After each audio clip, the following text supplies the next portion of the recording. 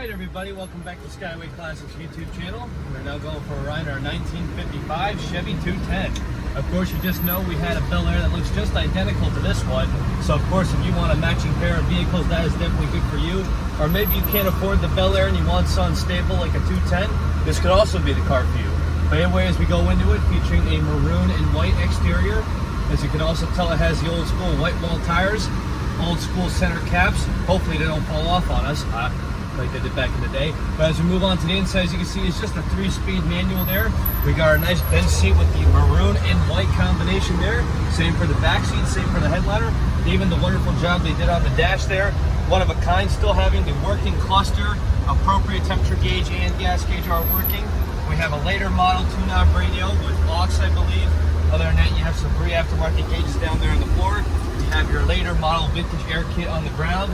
And of course, you still have your little clock right there under what was supposed to be the speaker. But other than that, it has the big old steering wheel. I don't know if the horn actually works. I can't actually test to find out. But other than that, she just has this plain old small block underneath the hood. Of course, I had to pull out right in front of a cop. But luckily, since classics are better than newer electronic crap boxes, they're going to compliment us and not call us the undesirable. Other than that, it is a fun little 210. Definitely there to have, just like a Bel Air. Definitely cute and adorable for any kind of occasion. But as for now though, we are just going to get it turned around and up on the lift, so just stay tuned with us to see the underneath.